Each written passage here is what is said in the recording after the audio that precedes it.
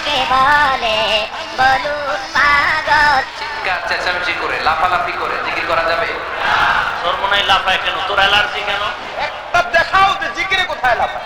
ফেরেশতা পেছনে রশি লাগায় জাহান্নামটারে ধরে রাখ। আল্লাহ আল্লাহ আল্লাহ আল্লাহ আল্লাহ। দুজন মালা মারছে, তাহলে হুজুর বাঁশের মধ্যে কি উঠে আপনার আঙ্কুলে পাহাড় তো পায় না, এটা বাঁশে ওঠে, পাহাড় পেলে পাহাড় ওঠে। লাফায় কেন? সর্বনাই উজানি টের পাইছো? সর্বনাশ, রুবি বেশি। টাকা নগদে নিতে চায়। বাপ দাদারা পীর ছিল, সেখান থেকে তারা খেলামত পেয়ে পীর হয়ে এসেছে। এই যে ভণ্ডামি সব তানজাম লাগিয়ে দিয়েছে।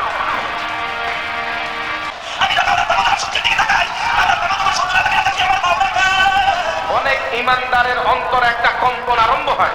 শায়েখদের বয়ানে অনেক মানুষ গলা কাটা মুরগির মতো ছটফট করে।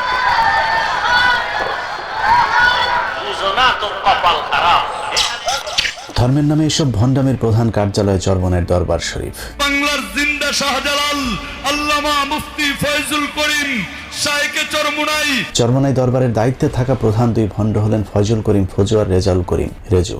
ফজু রেজু দুই ভাই জন্মগতভাবেই পীর সাহেব। তাদের বাবা ছিলেন পীর, তার দাদা পীর, তার দাদাও ছিলেন পীর সাহেব।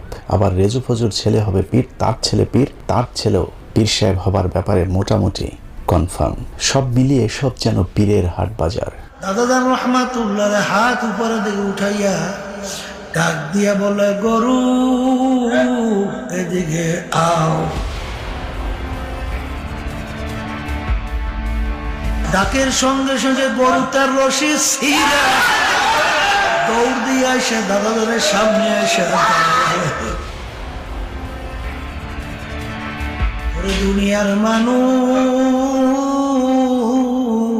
তোমরা আমাদের কথা শুনলা না, গরু আমাদের কথা শুনবে। এই ব্যবসা শুরু করতে কোনো পুঁজি লাগেনি তাদের।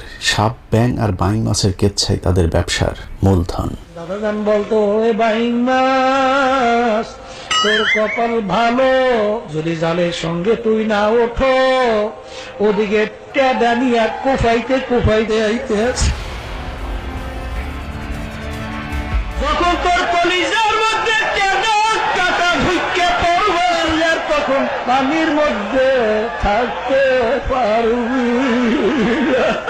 এসব কেচ্ছা কাহিনী শুনিয়ে রেজু ফজু চালিয়ে যাচ্ছে তাদের রমরমা ব্যবসা।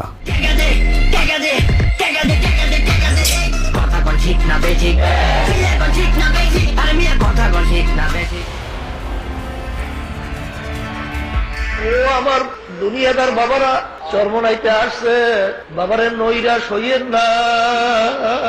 প্রতি বছর কথিত ওরসে তোলার বস্তায় বস্তায় টাকা পয়সা দিয়ে দুনিয়াতে সুখ স্বাচ্ছন্দ্যে জীবন কাটানোর পর আখেরাতেও নাকি তাদের জন্য বেহেশত একদম ফ্রি। চরমনাইয়ের মুরিদদের জন্য মেড ইন বরিশাল লেখা জাহাজ আখেরাতের মাঠে অপেক্ষা করছে। এই জাহাজের যাত্রীর কারো কোনো হিসেব হবে না।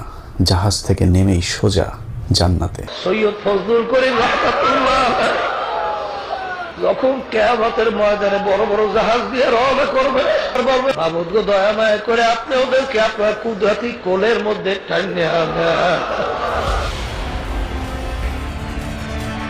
কিয়ামতের ময়দান হবে তামার ময়দান। এরকম তামার ময়দানে জাহাজ চলবে কোন কায়দায় বলেন? কোরআন সুন্নাহর কোনো জায়গায় খুঁজে পাই না যে আখিরাতে জাহাজের কোনো প্রচলন থাকবে বা জাহাজ নিয়ে বা কোনো বাহন নিয়ে কেউ উপস্থিত হতে পারবে। অতএব এই মন্তব্য সম্পূর্ণ মন গড়া, সম্পূর্ণ বানোয়াট এবং ভিত্তিহীন।